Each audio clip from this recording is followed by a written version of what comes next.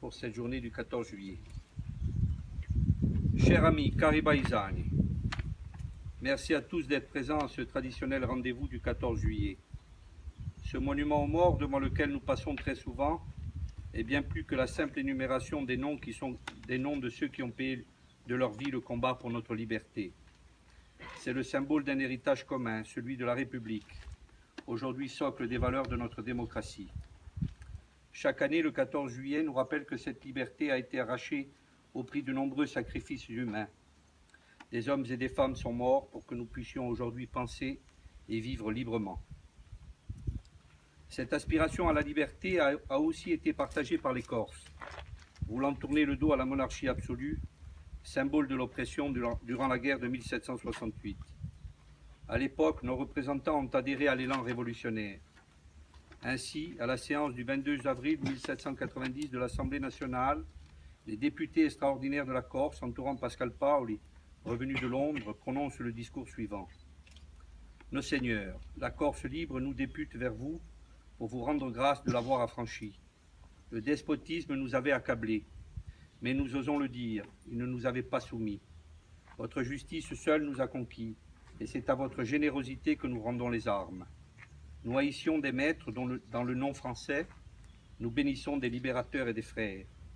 Pendant 400 ans, nous avons combattu pour la liberté, nous avons versé des flots de sang pour elle, et nous n'avons pu l'obtenir. En un jour, vous nous l'avez donné. Tenus pour rebelles sous l'Ancien Régime, les Corses sont finalement reconnus comme des héros et des martyrs de la liberté. Répondant à l'intervention de Pascal Paoli, le président de l'Assemblée nationale s'exprime alors ainsi.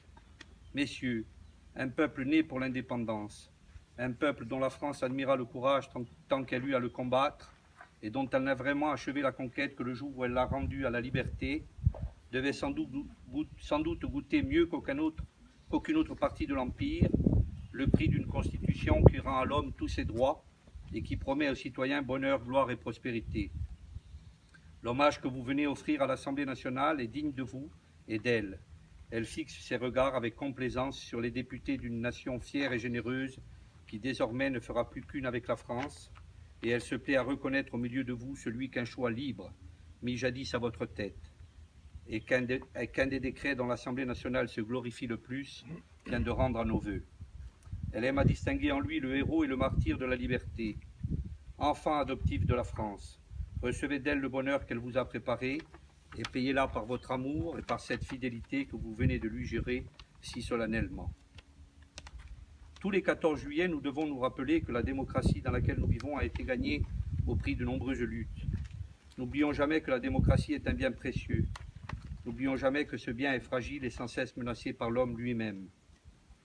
Chaque année, nous sommes invités à réfléchir aux valeurs essentielles de la démocratie, que sont la liberté, l'égalité et la fraternité, valeurs qui sont devenues la devise de la République.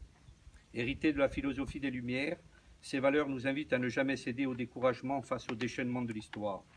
Notre démocratie n'est certes pas parfaite, mais elle reste le moyen le plus sûr d'assurer à tous les libertés individuelles.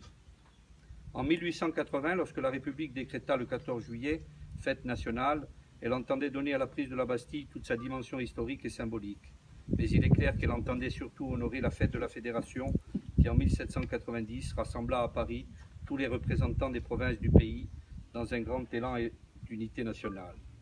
C'est cette notion d'indivisibilité de la nation française que le 14 juillet souligne avec force. Nous savons malheureusement que cette grande espérance fut déçue par les déchirements que connut par la suite le pays. Il semblait en effet que la Révolution avait atteint son objectif et que rien ne pouvait entraver la progression du pays vers plus de justice et de liberté. Il n'en fut rien. Pendant près d'un siècle, la France fit face à de nouvelles crises, dont la terreur, la guerre de Vendée et la Commune furent les pires expressions. Cependant, à chaque épisode douloureux, du sang versé sont nées de nouvelles espérances. Chaque période a en effet été rythmée par des avancées. La prise de la Bastille a consacré l'égalité sociale. La Révolution de 1848 a donné naissance au suffrage universel. La Troisième République a fait triompher la laïcité. La Cinquième République a ouvert la porte à l'Europe et à celle de la décentralisation. Nous sommes aujourd'hui dans la continuité de ce grand dessein républicain. Pourtant, un grand nombre de nos concitoyens, le triptyque républicain, Pour un grand nombre de nos concitoyens, le triptyque républicain n'évoque plus l'esprit de la Révolution. Il représente aujourd'hui le profond décalage entre une réalité quotidienne difficile et de grands principes qui ne semblent exister que dans les manuels scolaires et les discours politiques. Il symbolise, sur fond de rejet du politique, l'immense fossé entre le discours et les actes, les idées et les faits. Quelle liberté à l'heure où tant de dépendance donne l'impression de subir sa vie plus que de la choisir? Quelle égalité à l'heure où les injustices sociales, exacerbées par la crise économique, se font plus évidentes et plus douloureuses?